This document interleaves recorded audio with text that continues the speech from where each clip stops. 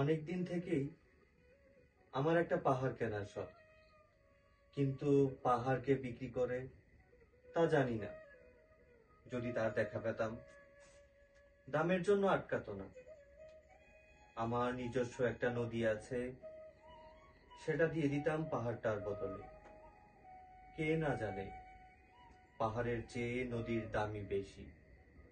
পাহাড় স্থাণু, নদী বহমান, তবু আমি নদীর বদলে পাহাড়টাই কিনতাম। আমি ঠকতে চাই। নদীটাও অবশ্য কিনেছিলাম একটা দ্বীপের বদলে। ছেলেবেলায় আমার বেশ ছোট্টখাট্ট ছিমছাম একটা দ্বীপ ছিল। সেখানে অসংখ্য প্রজাপতি। শৈশবে দ্বীপটি আমার বড় প্রিয়। আমার যৌবনে দ্বীপটি আমার কাছে মাপে ছোট হতে লাগলো। প্রবাহমান ছিপছিপে তন্নি নদীটি বেশ পছন্দ হলো আমার। বন্ধুরা বলল, ওইটুকু একটা দ্বীপের বিনিময়ে এত বড় একটা নদী পেয়েছিস, খুব জিতেছিস মাইরি। তখন জয়ের আনন্দে আমি বিহ্বল হতাম। তখন সত্যি আমি ভালোবাসতাম নদীটিকে। নদী আমার অনেক প্রশ্নের উত্তর দিত।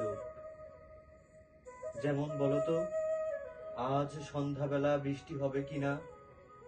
সে বলতো, আজ এখানে দক্ষিণে গরম হাওয়া, শুধু একটি ছোট্ট দ্বীপে বৃষ্টি, সে কি প্রবল বৃষ্টি, যেন একটা উৎসব। আমি সেই দ্বীপে আর যেতে পারি না। সে জানতো, সবাই জানে, শৈশবে আর ফেরা যায় না। এখন আমি একটা পাহাড় কিনতে চাই। সেই পাহাড়ের পায়ের কাছে থাকবে গহন অরণ্য। আমি সেই অরণ্য পার হয়ে যাব। তারপর শুধু রুক্ষ কঠিন পাহাড়, একেবারে চূড়ায়, মাথার খুব কাছে আকাশ, নিচে বিপুলা পৃথিবী, চরাচরে তীব্র নির্জনতা। আমার কণ্ঠস্বর সেখানে কেউ শুনতে পাবে না। আমি ঈশ্বর মানি না, তিনি আমার মাথার কাছে ঝুঁকে দাঁড়াবেন না। আমি শুধু 10 দিককে উদ্দেশ্য করে বলবো, প্রত্যেক মানুষই অহংকারী। এখানে আমি একা। এখানে আমার কোনো অহংকার নেই। এখানে জয়ী হবার বদলে ক্ষমা চাইতে ভালো লাগে।